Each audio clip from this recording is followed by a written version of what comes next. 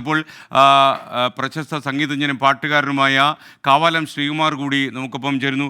ശ്രീകുമാർ, ഞാൻ പറയുകയായിരുന്നു, അദ്ദേഹം ആകാശവാണിയിലെ ചില പാട്ടുകളും കൂടി ആലപിച്ചിട്ടുണ്ട്. ആകാശവാണിയിൽ അദ്ദേഹത്തിൻ്റെ സാന്നിധ്യം ഉണ്ടായിരുന്നു. പ്രത്യേകിച്ചും ജയദേവ കവിയുടെ എന്നുള്ള പാട്ടൊക്കെ തന്നെ അദ്ദേഹം പാടി ആകാശവാണിയിലും അദ്ദേഹത്തിൻ്റെ ശബ്ദ സാന്നിധ്യം അദ്ദേഹം ഉറപ്പുവരുത്തിയിരുന്നു. കാവാലം ശ്രീകുമാർ, താങ്കൾ എങ്ങനെയാണ് അദ്ദേഹത്തെ അനുസ്മരിക്കുന്നത്? അച്ഛനുമായിട്ടൊക്കെ അത്യാവശ്യം നല്ല ബന്ധമുണ്ടായിരുന്ന ആളല്ലേ അദ്ദേഹം? തീർച്ചയായിട്ടും നല്ല ബന്ധമായിരുന്നു. നമ്മൾ എന്താ പറയണ്ട, അദ്ദേഹത്തെ പറ്റി ആലോചിക്കുമ്പോൾ തന്നെ അദ്ദേഹം ഒരു വളരെ എന്താ പറയുക തുറന്ന മനുഷ്യനായിരുന്നു. സ്ട്രേറ്റ് ഫോർവേഡ് ആയിട്ടുള്ള ഒരു വ്യക്തിയാണ്. ഇഷ്ടമല്ലാത്തതൊക്കെ അപ്പം വിളിച്ച് പറയുകയും അങ്ങനെ ഒരുപക്ഷെ അപ്രീതി പലരുടെയും സമ്പാദിച്ചിട്ടുണ്ടെങ്കിലും അത് പറയുക എന്നുള്ള പുള്ളിയുടെ ഒരു ഇതായിരുന്നു. ആ സംഗീതത്തിൽ അത് തന്നെയായിരുന്നു.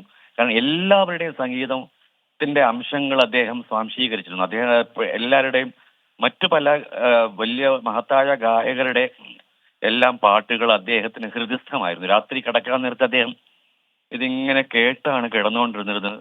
നമ്മളെ കാണുമ്പോൾ ഇവിടെ വരുമ്പോഴൊക്കെ തന്നെ നമ്മൾ കാണാൻ പോകുമ്പോഴൊക്കെ തന്നെ അദ്ദേഹം ഈ പിന്നെ കുറെ ഗസൽസ് ഒക്കെ പല ഗ്രേറ്റ് സിംഗേഴ്സിനൊക്കെ ഗസൽസ് അദ്ദേഹം പാടുന്നത് കേട്ടാൽ അത് ഇത്ര മധുരമായിട്ടാണ്.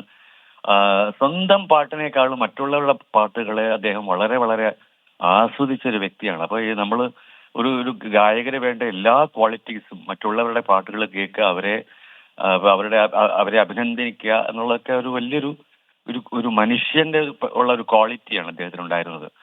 എനിക്ക് ഏറ്റവും വലിയ ഭാഗ്യം, ഞാൻ ആദ്യമായിട്ട് ചെയ്ത ഒരു സിനിമാ ഗാനം അതൊരു 3 വർഷം മുമ്പ് 4 വർഷം മുമ്പാണ്. ഹെഡ് മാസ്റ്റർ എന്ന് പറഞ്ഞത്. അതിൽ തിയേറ്ററാണ് എനിക്ക് ആദ്യമായിട്ട് എനിക്ക് എന്റെ സംഗീതത്തിൽ പാടിക്കാൻ എനിക്ക് സാധിച്ചത്. അതൊരു വലിയൊരു ഒരു എന്താ പറയുക ഒരു വലിയൊരു ഒരു ഭാഗ്യമായിട്ട് ഞാൻ കരുതുന്നത്. കാരണം അദ്ദേഹം അത് പാടിക്കഴിഞ്ഞ് അതിനെപ്പറ്റി നമ്മളോട് പറയുന്ന ആ ഒരു നല്ല വാക്കുകൾ അത് ഒന്നും വെറുതെ പറയുന്നതല്ല.